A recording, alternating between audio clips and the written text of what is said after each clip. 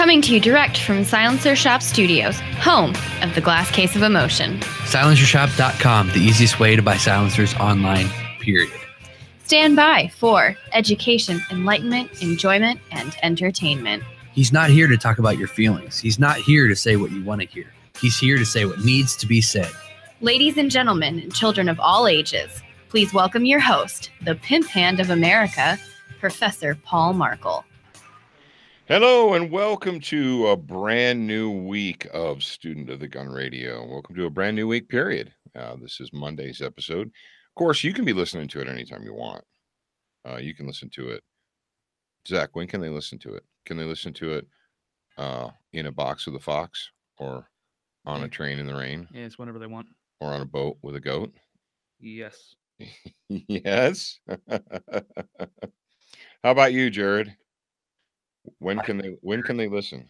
They can listen at the range while they're being strange. Oh yeah! Wow! You're trying to rippity rap rhyme and like Dr. Seuss there. All right. So Zach, help me out. There's a boat with a goat, train in the rain, box with a fox. I haven't read it since I was like 11, so I don't remember. Oh, okay. I smell maymays. I smell maymays coming. Are you happy to be here, Zachary?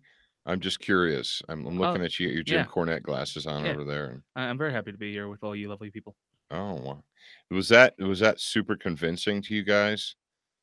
I don't think you convinced them. I don't think you convinced them. Hey Zach, are your glasses like? Do they have shading? Do they get dark when it's sunny? I don't wear them outside. No. No, he doesn't. He doesn't have transition lenses. They're computer glasses. I guess it was the camera. I was looking at your glasses and it looked like they were dark, like you had sunglasses, like you were wearing your sunglasses at night. Yeah, but it's daytime. We are, however, inside of the padded wall studio, inside the Silencer Shop studios, where the walls are padded for sound reverberation, or to minimize the sound reverberation, that is, both from inside and out. I had to do some of the morning mindsets on the road recently. I took my Zoomity Zoom Zoom recorder with me, and Zach said it sounded like I was recording inside of a cave. No, that's when you were in the garage. The Zoom recorder itself is fine. Well, no, the Zoom recorder is fine. I know, but if you record somewhere where there are hard walls, oh yeah, the sound bippity bounces right off the walls, and that's why we deflect the sound. That's why we put egg crate foam on the walls. Is that not correct, Jared? Yes, that is correct. I was indulging in a protein bar. I had one of those earlier. So I had a one of those Kirtland protein bars. One of the few protein bars in America that's not filled with sawdust and soy. And you're like, well, what is that supposed to mean, Paul? What's supposed to mean is if you buy the quote unquote protein bars off of the shelves in Walmart or your favorite grocery store, most of them are filled with soy and random filler garbage. And that's why they're cheap. That's why they're inexpensive. Although if you look at them, Jared, you price them, and depending on who they're from, like if they're from a brand name, like $2 a piece, and you're paying for the name. Like I think Gatorade has protein bars, but they got soy in them. They're selling the brand. Yeah, they're selling the brand. Nutrition. So men, if you've never heard me say this before, perk up your ears because I'm going to tell you now. If you're a man in my audience, stop eating soy. Stop eating soy. It's like ingesting hormones, female hormones. Estrogen. Do they? Huh? I said, do they? I don't know. Do they ingest it or do they eat it? It's like it makes you weak. It makes you emotional. It makes you have man boobs. Stop eating soy. Ugh. And check the ingredients on your food. You're going to be like, wow. If you can cut two things out of your diet, you will be a healthier and more, I don't know if you'll be more intelligent, but your brain will be a little sharper. the fructose, high fructose corn syrup. Remove the high fructose corn syrup and the soy from your diet, and you will be a healthier person. And that leads us right into the SWAT Fuel Warrior of the Week. Yes, indeed. Every single Monday, we do a SWAT Fuel Warrior of the Week. And if you'd like to be the SWAT Fuel Warrior of the Week, you can. We will allow you. Anybody can. Anybody in the sound of my voice. Call 844-207-7684. Leave a clear, concise, well-rehearsed question. And if we choose you, Pikachu, then you will get a free complimentary bottle of 9mm plus B. That's the energy formula from our friends at SWAT Fuel. Now, if you're not the winner today, don't be sad. You can still go to SWATfuel.com and use the promo code SOTG. SWAT Fuel wants you to have a sharper mind and a stronger body now, today. They want you to get started immediately, not next year, not next month, not next quarter for you financial guys, but right now. Jared, remind our winner, when our winner hears their own voice, what they're going to need to do to claim their SWAT Fuel 9mm. It's super easy. Just send an email to info@studentofthegun.com. Include your name, your mailing address, your phone number, and include your email typed into the body, please.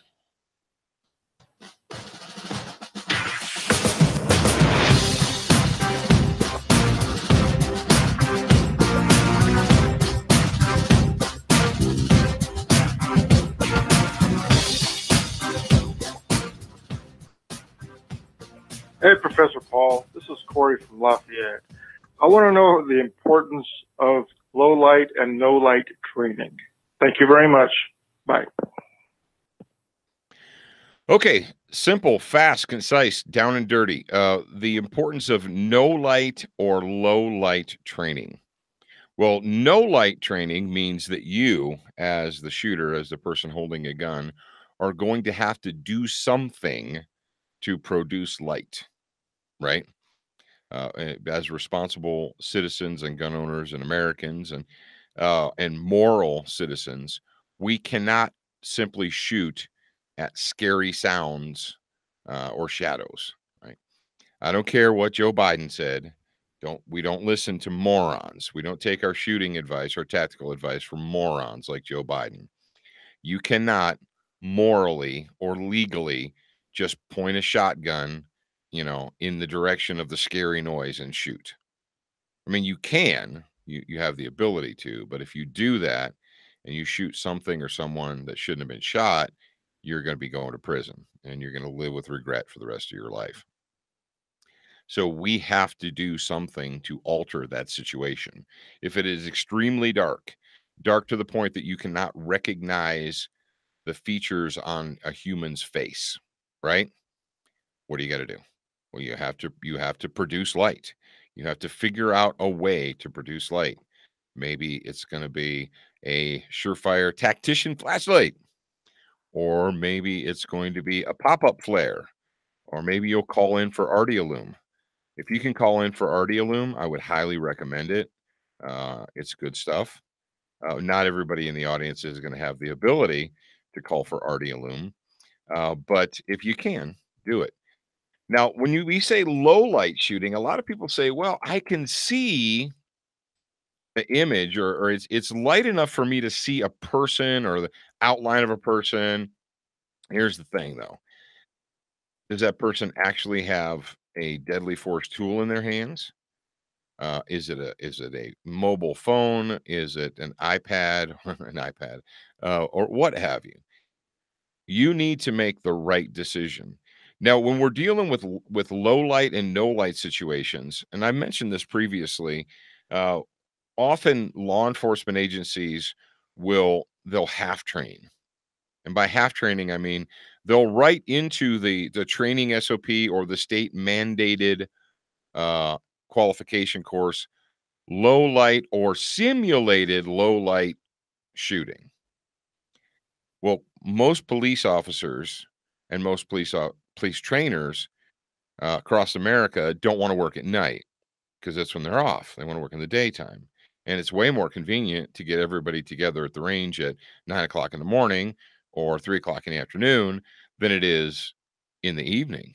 And this is what's scary to me, Jared, that we live in a world that's so worried about people's feelings that they won't train in the dark. I was talking to a person who was high-ranking law enforcement official at a sheriff's department, and they told me that the sheriff had gotten complaints from the neighbors, people who could hear the gunfire at the police training range. Now, of course, the police training range was there first, but he could hear. He got complaints because one of their SWAT team or their TAC team or whatever they called them was there after dark, and they were shooting in the dark. People complained because they didn't like the noise. So they came out with a mandate that no shooting, no training on the range after sunset. And my friend was like, okay, so, but we have to train them in the dark. We have to practice in the dark because that's the reality of our job is we're going to have to deal with bad people who want to hurt us when the sun's down. How do we practice to do that? The solution is, oh, well, just wear welder's goggles. Just give them all welder's goggles. Yeah, but what's the difference between training in the dark and training in the daytime? I mean, it's the same. I mean, it's same, right? But the problem with the welder's goggles is this. Welder's goggles just reduce the amount of available light that gets to your eyeballs. They don't create deep, heavy shadows, and they don't create depth perception issues, which are exactly what you have in real darkness. In real darkness, you have deep, heavy shadows. You have bright spots, because very rarely are we going to be in, I mean, how often are you in absolute, complete darkness? Just about never, right? If you're at your home, you're gonna have a street light across the street, maybe your house light. If you're, in a parking lot, you're gonna have a distant security lamp. Then you might have the headlights from a car, and so on and so forth. So you have all these. You have real bright spots, and then you have real deep shadows, and you have everything in between. And what that does to the human eye is it messes with it. Not only is it hard for your eyeball to keep transitioning between the super bright spots and the super dark spots, it also has a difficulty judging depth or distance. So you have depth perception issues, you have distance issues. And how do you learn to deal with that? You learn to deal with that by actually going out in the real darkness and practicing. The problem with the welder's goggles solution, I mean, in addition to it being a half training, is the fact that how do you learn to use your handheld light or your weapon mounted light if you're on the range in the sun with welder's goggles on? That's when you say, you don't? Exactly. So, whether or not the FBI stats are 45% of all shootings or felonious attacks take place in the dark, or 39 or 52 or 61, whatever the stats are, the chances are pretty high, at least close to 50-50, that if you have to use a firearm to protect your life and the life of your lives of your family, that the light's not going to be good. And you need to prepare for that eventuality. Now, you might get lucky and the light is great, and you can see everything clearly. Well, rock on and drive on with your bad self. But it is important. And the sad thing about the world that we live in is the availability of low light and no light training is pretty slim. It's pretty slim, like we just mentioned, the neighbor issue, or you're like, oh, we got a really good range where I live, but the range rules say that no shooting before 9 a.m. because it bothers the neighbors, and no shooting after sunset and stuff like that. That's great, but how do I practice doing it in the dark? I don't know. There's lots of ways, I guess, but thank you for your question, and make sure you follow the instructions so you can get your complimentary 9mm plus P. Jacob, Are you ready to do the store plug for the Yes, week? I am. I was Store trying to get plug for off the week. So this week, as every week, we have a new product of the week. And this week it is the Sweet Buddha on Rubber Raft PVC patches, and they are 10% off. That's right, 10% off. So, All week long. Yeah, all week long. And yeah. And that's it. Yeah, be sure to check in every single week for that. And So I go to. I'm not going to say that. Yeah, you go student of the gun. I was gonna say it after I got that thought out. But yeah, you go to studentofthegungear.com. Jared, is there a link on the homepage of the store? Yeah. Good. Not the store, the homepage of the regular website. Yes. Yeah. It says also, something along the lines of it says shop. Yeah. Yep. You can also buy our crap on Facebook, on Instagram, on Jared. What else do we have? Everything. Anywhere. I don't know if Tom. Can... I think Tom stopped us. Tom wouldn't let us put one on our MySpace page. Oh, yeah. You know, I did try to make us MySpace and it didn't work. It wouldn't let me. So I wasn't qualified to make a MySpace. Anyway, studentofthegungear.com. Sweet Buddha patches, 10% off. If you already have one, get one for a friend, a relative. I don't care. Just buy as many as you can. A neighbor. If you buy 50 Sweet Buddha patches, I will give you something cool. So there you go. A hearty handshake and a hi-ho silver. Okay. Sure. Well, cool. Fantastical. Hey, ladies and gentlemen, in case you, I need to make a public service announcement. Jared, apparently we have not spoken of this enough. The official Student of the Gun Accurate sites, the SOTG sites from Night Vision. Someone's like, well, I wish you had suppressor height sights. Well, we kind of already do. When we designed, when I was working with the Night Vision guys, we went through several different sight height configurations in order to get the sights so that they would be point of aim, point of impact from 5 yards all the way out to 50 feet. And the byproduct, and we weren't trying to do this on purpose, but the byproduct of our design is the fact that the sights, if you look at the Student of the Gun sights, the Accurates, if you look, they will immediately seem to your eyeball to be taller than your normal factory sights. And that's true. There's a reason behind that. Like I said, because they needed to be point of aim, point of impact out to 50 feet. And they're actually, beyond that, but 50 feet was the standard. Well, because they're taller, if you thread a can onto your G-Lock, right, and right now they're just available for G-Lock, and we're working on that. But if you thread your can onto your G-Lock, what you'll find is that the Student of the Gun sights are parallel to the top of the suppressor body. All you have to do is push the gun out in front of you, focus on the front sight dot. It's going to be either bright white or bright yellow or whatever. Put it on the target and ding. If you watch the video, that we put up on just recently on Instagram and Facebook and so forth, the promo video with me and CJ from Night Vision, you'll see me standing there with a Glock 19 with accurate sights on it with a suppressor, shooting a half silhouette and hitting it every time because they actually work. So you don't need to have secondary sights for your can if you're using the Student of the Gun Accurate sights. Now, if you want super high sights that are, like a half an inch above your gun, then you're just going to have to get those from somewhere else. The problem with, and I'll mention this and then move on, but the problem with suppressor height sights, depending on the manufacturer and the actual height of them, is you may not be able to use your standard holster with those. Not every holster has a deep enough sight channel to accommodate these extra tall suppressor height sights. And some of them, and I've noticed this, if you have suppressor height sights and it's in the holster does not cover the entire front of the gun, like a lot of the inside the waistband holsters and even outside the waistband holsters, the bottom of the gun will stick out a little bit. And normally if you have standard sights, it's no big deal and doesn't affect you at all.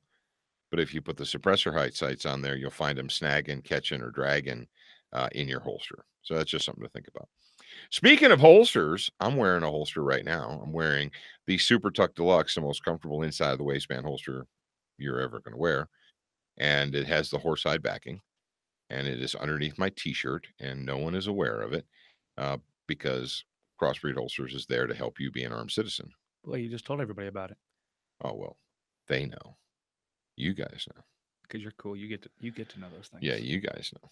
But they want you to be dangerous on demand. And how can you do that? Well, by getting quality holsters, quality belts, quality products, and driving on.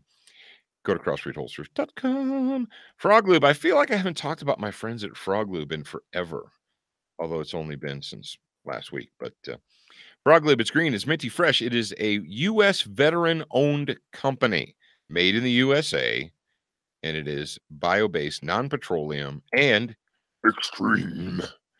You can get it from froglube.com or Brownells or wherever fine lubricant products are sold. I've got an update from the knack world. Knack, and then knack. Yes, I'm action packed. That's why I pack a knack. Century Arms NAK9, which I have, which you guys know, which we talked about. I got the last piece of the puzzle last week. The last piece of the puzzle I was waiting for was an aluminum rail, a lightweight 4-way aluminum rail from Samson Manufacturing. And this is what I got. I got the first ever NAK9 rail from Samson Manufacturing. And as we speak, they're adding that product to their catalog.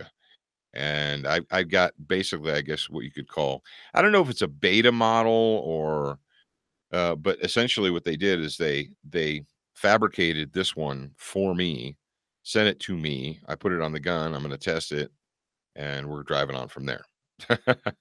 Pictures on Instagram, pictures on Facebook. Century Arms, sweetest smelling arms maker in the USA. Check them out at centuryarms.com.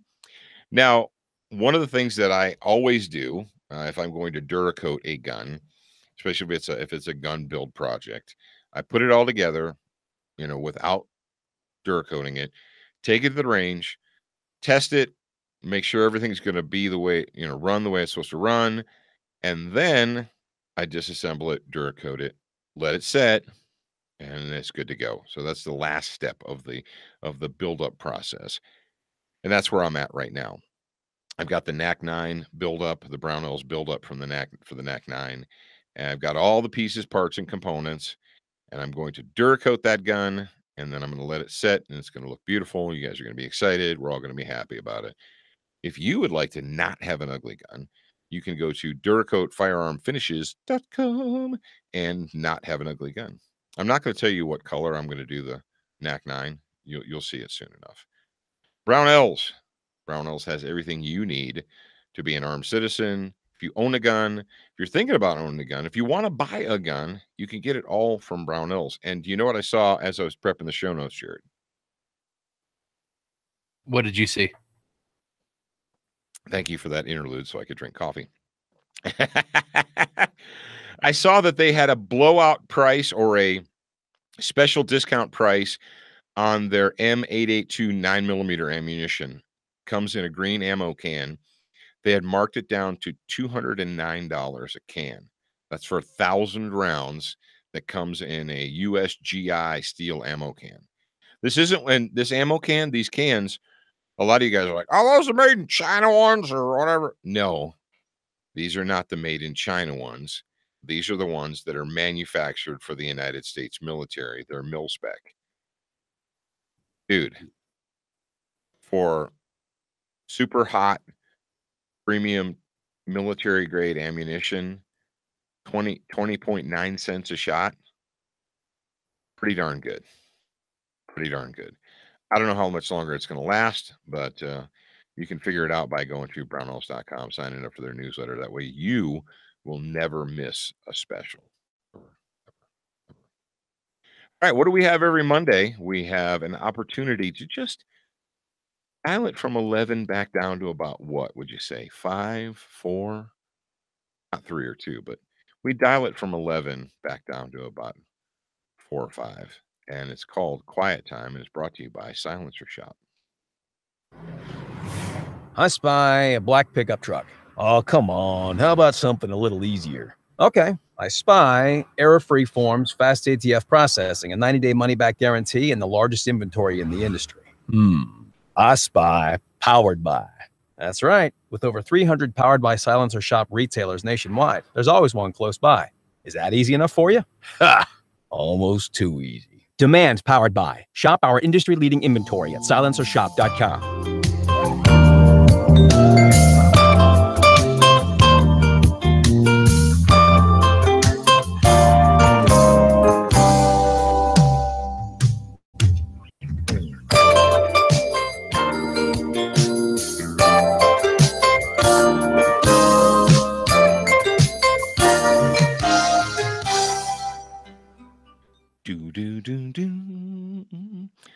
Thank you very much to Bob Ross, the original gangster, the OG of painting, Bob Ross. What can we learn from fiction books?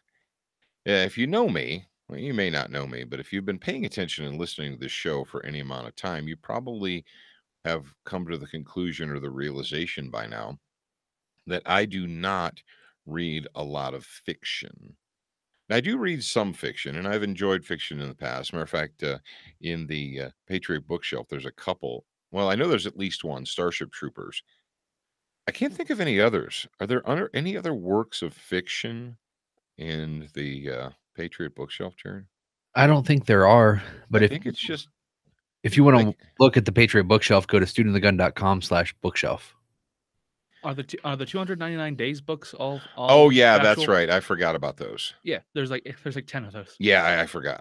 Well, there you go. You know why I forgot? Because I didn't add those to the list. But the book that I've been reading recently is definitely going to go on the list once it's available, right, Jared? From our good friend Jeff and Jason. Oh, for sure, yeah. I can put it on there if you want. Yeah, well, we can't put it on there yet because it doesn't get released until October 1st. And I'm just saying it will go on there. I guess the real question is, would you recommend it to people? Yes, yeah, I would recommend it to people. Yeah. And the grad program already knows this because we talked about it last week during a bonus hour. But I've been reading a work of fiction, and the main I'll be honest with you, the main reason I'm reading it is because it was written by a friend of mine, and I got an advanced copy. I got a manuscript to read, and as I was reading it, I did what I normally do. I kept a pen handy, and I found myself scribbling notes in the margins of the manuscript, because as I read the book, even though it's a work of fiction, it's based upon, well, there are people in it that are real people. There are actual real humans that I know in the book, but it's also based upon a very real situation in the United States of America. Essentially, we take a fiction novel and we create it and write it based upon what is happening in our world today. And even though it's a made-up story, it inspired a lot of thought and consideration on my part. There were actually a couple of times when I was reading the book that I realized, like, oh, you know what? All the preparation I've done, all the food supplies and water and training, everything, and I forgot that part. I forgot that one part.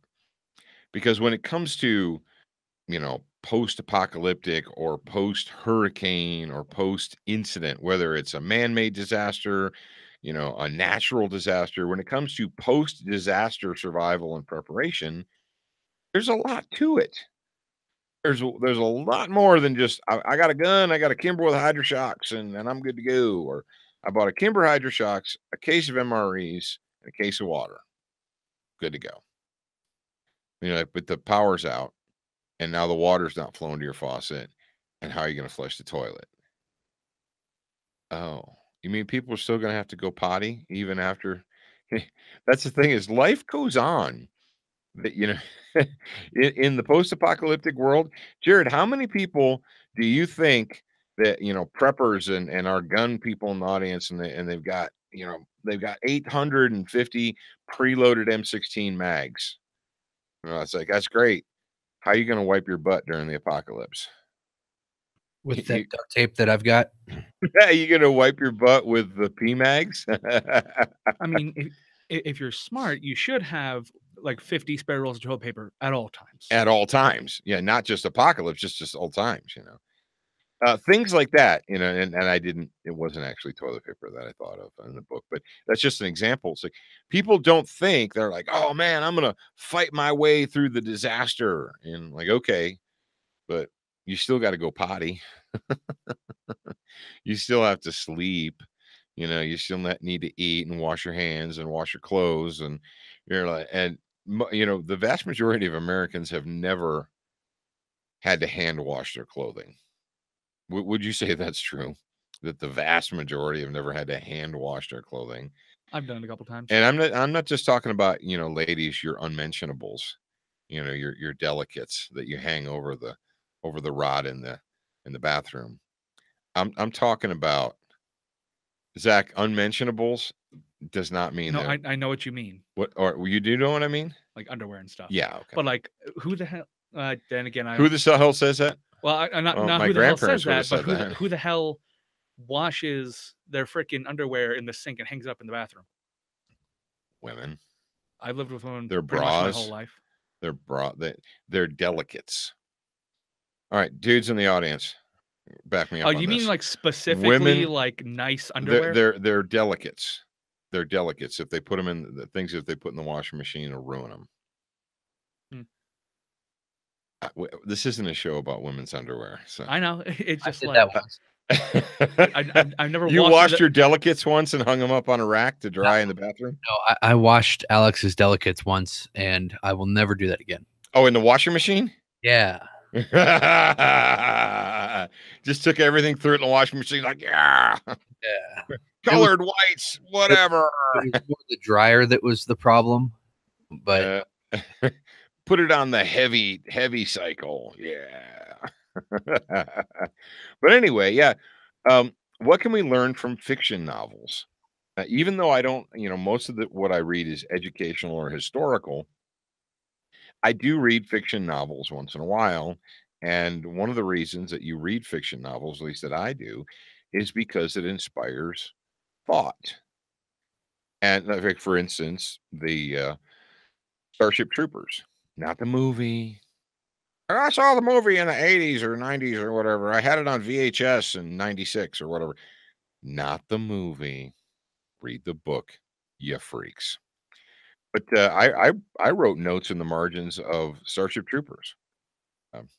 When we read fiction books, hopefully you'll read a fiction book that is, and sometimes we just do it for guilty pleasure or a distraction, right? You're like, I need to shut my mind off. I don't want to think about the horrible and the nasty and the stupid anymore. I just want to read this book and, you know, relax. It's like candy for your brain, right? But often when we read fiction books, they can actually inspire us to think about how to solve problems in the real world. And that's a good thing. I stole that from Martha Stewart, and that's a good thing. You know what else is a good thing? Me drinking a little bit of this Sweet Marie's coffee. Attention, new listeners. We produced a complimentary online training course called 7 Training Tips That Could Save Your Life. Get instant access by joining the Student Lounge for free at studentofthegun.com. Do you watch Student of the Gun TV, read the blog, and follow us on Facebook? If you answered no to any of these questions, you are wrong, but you can easily fix yourself. Go to studentofthegun.com to find everything SOTG. Hey, producer man, what's our time clock looking like? 34. 34. All right, so we're right on time. We got a story here. It's almost shocking that a magazine like Wired.com, an online mag, would talk about guns. Generally, Wired is not a guns place, but we got a story here from 7/10/18 on Wired.com. It says, a landmark legal shift opens Pandora's box for do-it-yourself guns. You guys probably remember this because we talked about it. I guess it was Jared. It was during the first year of Student of the Gun Radio. We discussed this. 25-year-old radical libertarian. That's how they describe him. They describe him as a 25-year-old radical libertarian. Cody Wilson stood on a remote Texas range and pulled the trigger of the world's first ever fully 3D printed gun. To his relief, it fired a .380 caliber bullet into a berm without jamming or exploding in his hands. He drove back to Austin, uploaded the blueprints for his pistol onto a website. And then the trouble began. So he does that, and what happened? Well, he launched the site earlier along with an anarchist video manifesto declaring that gun control would never be the same in an era when anyone could download and print their own firearms with a few clicks. In the days after, his gun was downloaded by more than 100 times. Now, this is the code, the code for the gun. Wilson made the decision to go all in on the project, dropping out of law school in the University of Texas, and to confirm his belief that technology supersedes law. Well, what happened? The law caught up. Less than a week later, Wilson received a letter from the U.S. State Department. That's right, the U.S. Department of State. They're really afraid that this 3D printed .380 was going to get into the hands of felons and terrorists around the world. You ever notice that? You think it's funny, Jared, how the U.S. State Department is super concerned about Cody Wilson and his 3D printed gun code, but Comrade Barry, during his reign of terror for 8 years, did we not ship pallet loads, Connex boxes full of, like, no kidding, hardcore military guns, machine guns, anti-tank rockets, assault rifles, grenades? Didn't we ship all those to the members of, well, they were engaging in Arab Spring. Do you guys remember Arab Spring? When the newspapers all across America were telling us how wonderful it was that these young Arab men were engaging in a revolution to modernize the world of Islam. And then a couple of years later, they realized, like, oh, yeah, well, that was really just a front for ISIS, but we're not going to talk about that. Yeah, we had ISIS fighters running around the desert posing for pictures with M16A2 rifles. Do you suppose that they 3D printed those M16A2 rifles? Yes. That must have been it. ISIS has a gun manufacturing warehouse with 3D printers. Maybe the Russians gave them all those rifles. Those damn Russians. That could be. So anyway, the U.S. Department of State demanded that he take down his printable gun blueprints or face prosecution for violating federal export controls. Yes, they charged him with an ITAR violation. That's the International Trade in Arms Regulation. You see, ITAR, the interesting thing about ITAR is this is a stick that the U.S. federal government, this is a stick that they hold over gun manufacturers and night vision manufacturers and ammunition manufacturers. They hold this stick over their head and they threaten, hey, if you violate ITAR, we're going to come in and shut you down. Bam! But you say, but what about the CIA? And what about the actual U.S. government shipping guns all over the planet and giving them to so-called freedom fighters? And then they end up turning them on our troops. They say, shut up. ITAR applies to you. It doesn't apply to the CIA. Shut up, peasant. Laws don't apply to us. So this is how, Jared, are you with me? Yes. Or sir. Zach, anyone? Well, any of my sons. Once something has been released on the intranet, can you take it back? I mean, you can try. What is the chance that you would be successful once a program or code or a video or whatever, once it's been made public on the intranet? What are the chances? Pretty close to zero. That you're going to be able to remove that from the internet, unless you're Google. But even if you're Google, once it's out there, it's out there. It's like trying to put smoke in a bottle. Yeah. Even Google can't really remove it. They can just try and hide it. Yeah, they try and hide it and so forth. But once it's out there, it's out there. But the U.S. federal government, the U.S. Department of State sent them a letter. They're like, hey, take that down. He's like, dude, it's already been downloaded 100,000 times. The genie's out of the bottle, hippie. Blah, blah, blah, blah, blah, violated him. And they accused him of exporting weapons without a license. We're talking about code here. As if he shipped the guns to Mexico rather than put them on the internet. Oh, but here's the deal. He sued. He lawyered up. Yes, he lawyered up. And it went to court. And we'll skip down here a little bit, but it says 2 months ago, the Department of Justice quietly offered Wilson a settlement to end a lawsuit he and a group of co-plaintiffs have pursued since 2015 against the United States government.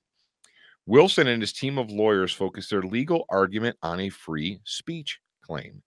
They pointed out that forbidding Wilson from posting a 3D printable data. By doing that, the State Department was not only violating his right to bear arms, but his right to freely share information. By blurring the line between a gun and a digital file, Wilson had successfully blurred the lines between the second and the first. It says, and we got a quote here. It says, if code is speech, the constitutional contradictions are evident. So what if code is a gun?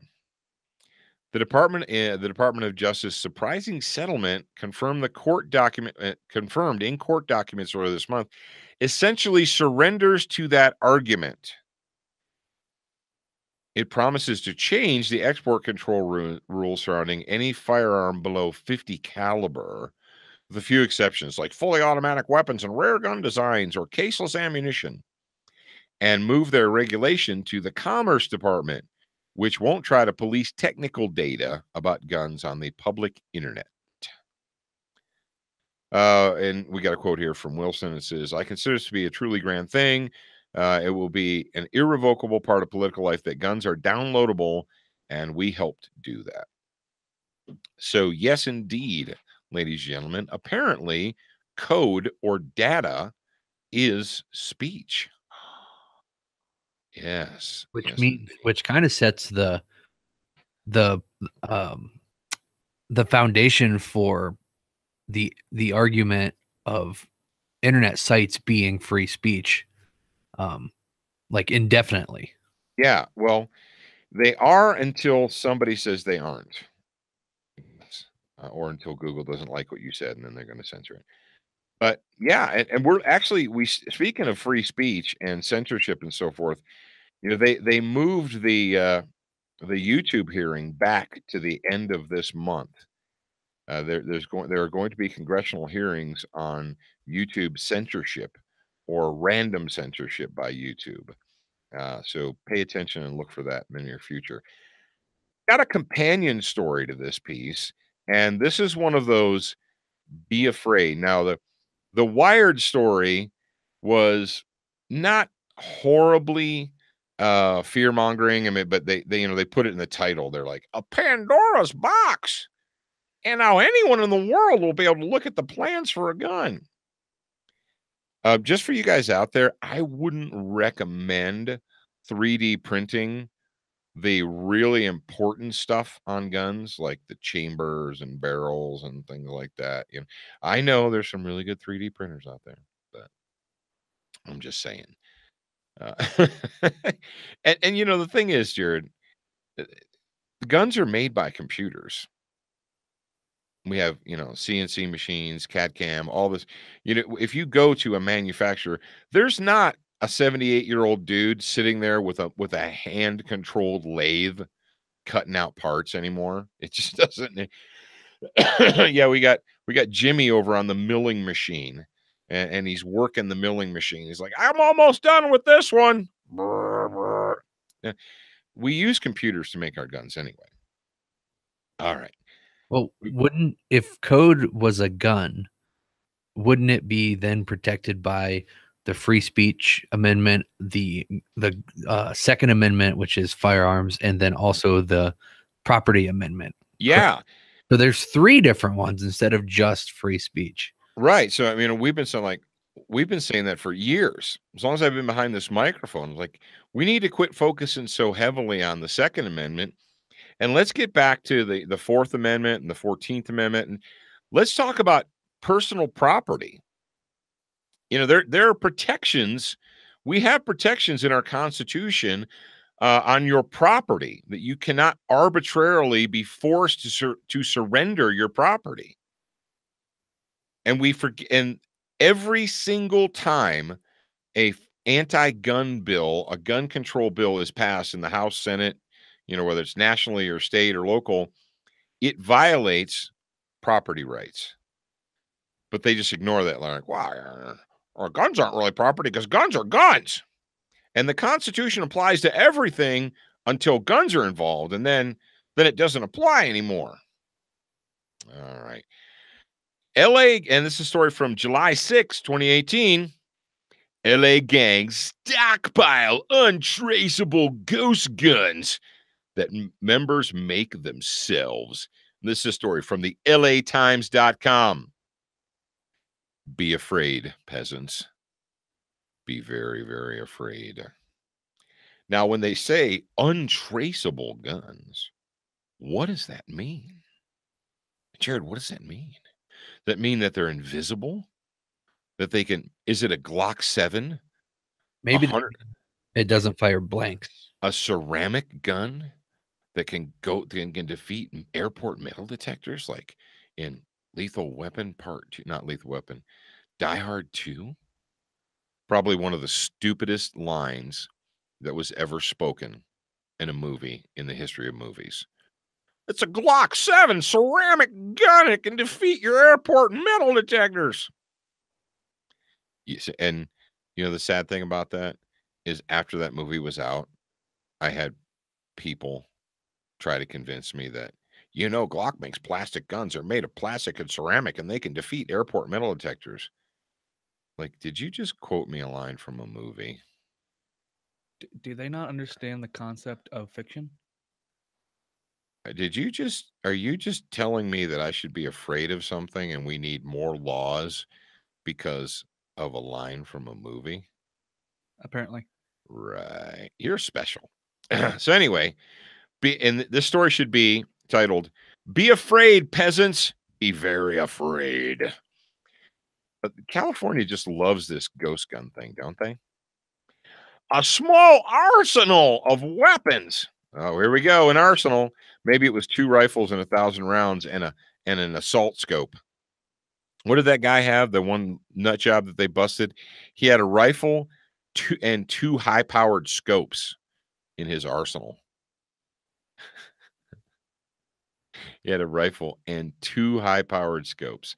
A small arsenal of weapons that authorities seized from gang members during a 6-month undercover operation lay across the table at LAPD's Hollywood station.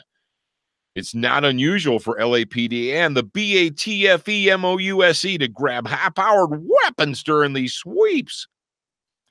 But these AR-15 style semi-automatic rifles and pistols, are they fully semi-automatic? We may never know. We're different. They were homemade, untraceable ghost guns without traditional serial numbers, built from parts purchased over the internet. Authorities say they're seeing more gangs turning to homemade guns as it becomes more difficult to acquire real ones. Is it really? Criminals are making their own weapons because they can't buy them legally, or they're paying people to make guns for them, said Bill McMullen, I'm sorry, Bill, special agent in charge of the ATF's LA Field Division. This is a trend among Southern California gangs. So what's the solution? We need more gun laws. Investigators say ghost guns begin as a partially manufactured weapon. The buyer legally purchases parts and then assembles them.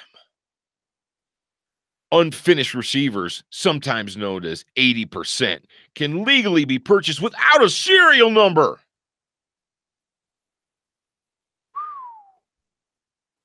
Oh, my Lord. Oh, here we go. Ghost guns are legal for those allowed to own firearms, but investigators say they're now involved in increasingly in crimes. They're ending up in the hands of some of the most violent gang members, said LAPD Commander Blake Chow. Chow said of the weapons recovered were made at the heart of Hollywood, not a random warehouse. They're manufactured all over Hollywood in hotel rooms. So they've got, Jared, all right, how do you turn an 80% lower into an actual gun? You need a milling machine, right? Supposedly. I've never done it, so I have no idea. Well, you need an actual, I mean, I suppose you could do it with a hand drill. Have you ever seen any of those like fails on Facebook?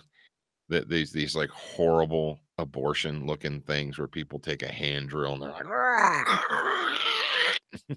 It's like the Dremel tool. It's like you need a 5-day. You should have a 5-day waiting period. That's funny. But they're making them in hotel rooms.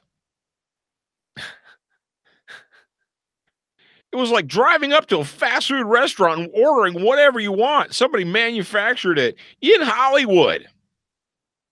Investigators seized assault rifle manufacturing equipment. Uh-oh.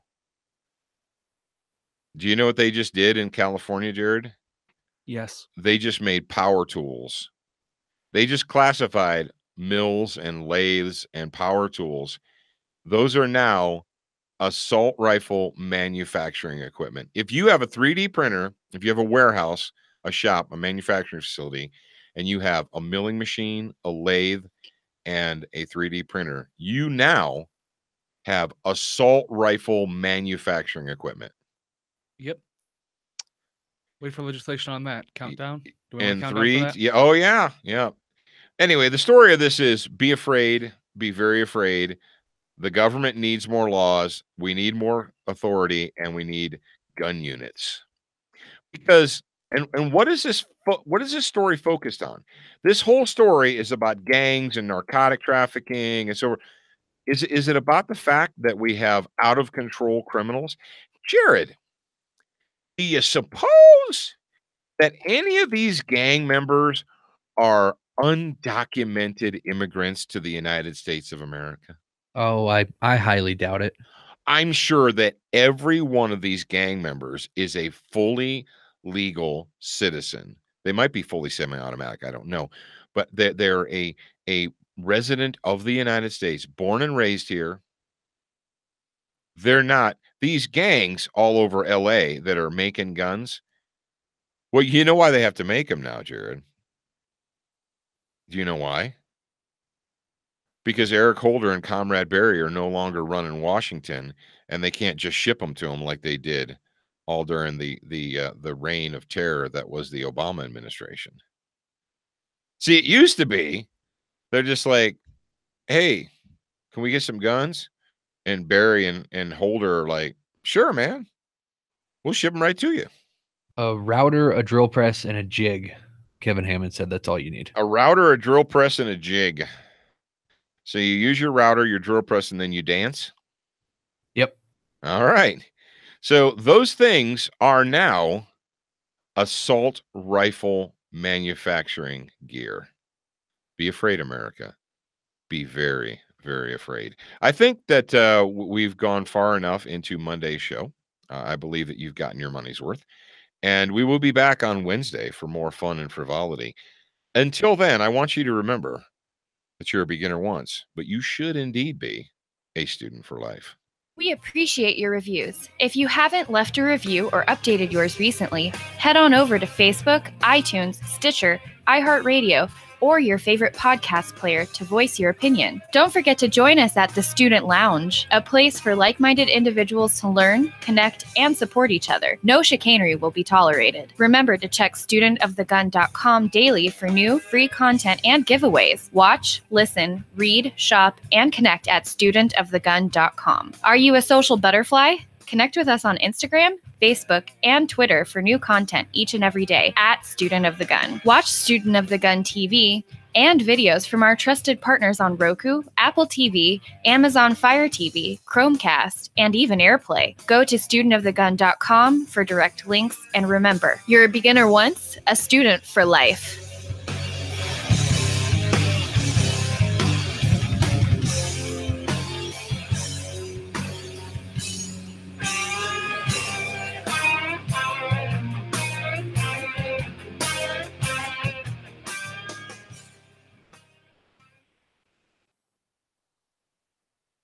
All right, unmuted. Yay. And stop the broadcast.